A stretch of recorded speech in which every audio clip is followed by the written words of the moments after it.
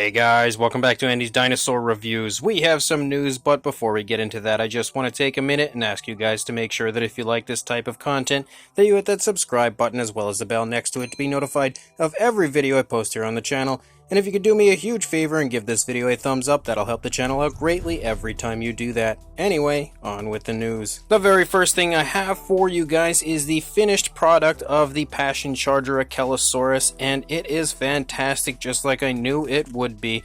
You can see that we have the base fully sculpted out, finished, very different from pretty much every other base that I've seen from Passion Charger in the past, as far as like the extras when it comes to like the vegetation and the deceased tree there and everything. It looks really cool.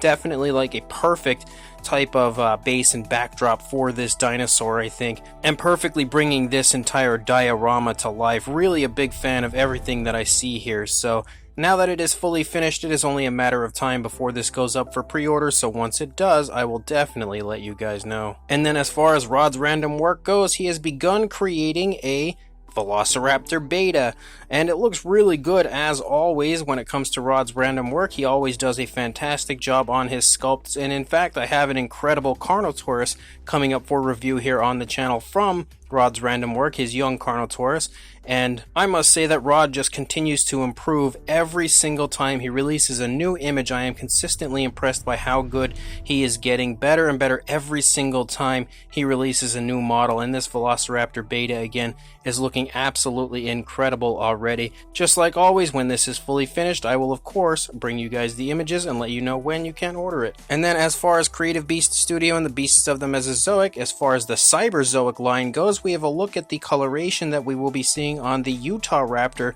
figure that will be coming out for that line. And as per usual, I feel like his inspiration is a very nice and naturalistic looking inspiration for that type of species. I wouldn't imagine a Utahraptor would be super flashy and colorful like you see on a lot of different raptors just because it's so huge.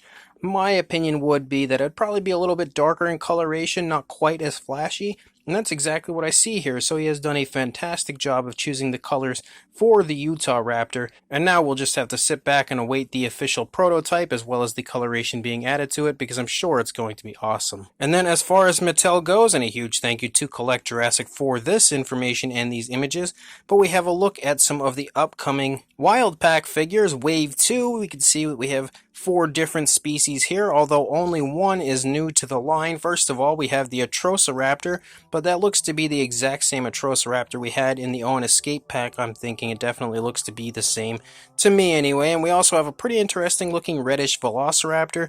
The images here aren't super high quality, so it's a little hard to tell just how nice the reddish raptor looks, but you know, it looks okay, nothing particularly amazing or anything.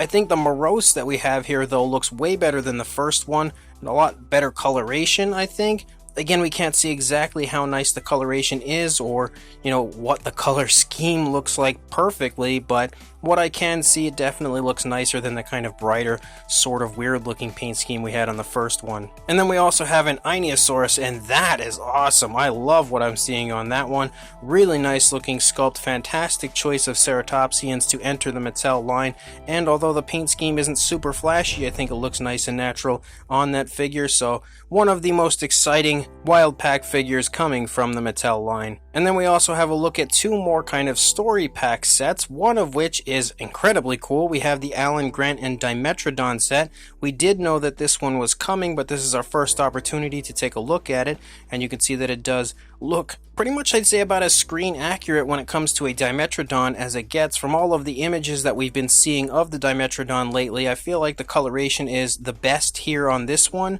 when it comes to screen accuracy. And of course the sculpt looks great. Alan looks awesome. Having that kind of older Dominion version of Alan is really cool. And you can see we also have some skeletal remains there that come with this set. And then we also have the Kayla and Pyroraptor set. And again, the Pyroraptor looks nice, but of course it's missing the feathers there on the arms. I mean, it has them, but they're not quite as large and more wing-like as we see on the Pyroraptor in the actual Dominion trailer and everything, but I think Kayla looks good, and again, the Pyroraptor looks pretty darn nice. Not perfect, but definitely pretty fun, and a figure I'm really excited to get my hands on. And then again, thanks to Collect Jurassic, we also have a look at the Hallmark Velociraptor Blue and Beta Christmas ornament that is coming, something I'm definitely going to be picking up. I love the Christmas ornaments for the Jurassic line, and this looks to be probably one of the best ones they've released yet. Like the sculpts, they completely nailed on both Velociraptor Blue and Beta, so I really cannot wait to get a hold of that one.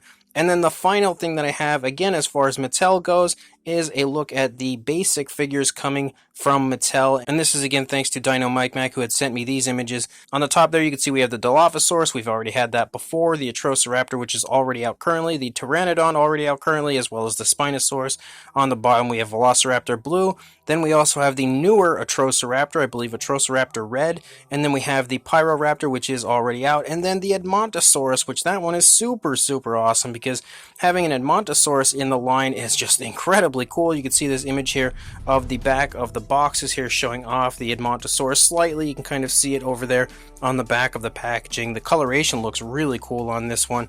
And then you also have this image here that shows off the Edmontosaurus in package a little bit better. And again, I really like what I'm seeing on this figure. Really can't wait to see this one in hand, because I'm a huge fan, I would say, of the basic figures, and an Edmontosaurus being included now in the line. Just in general, having a second version of the Edmontosaurus is really exciting.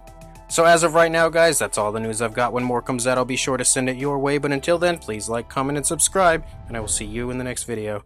Thanks for watching.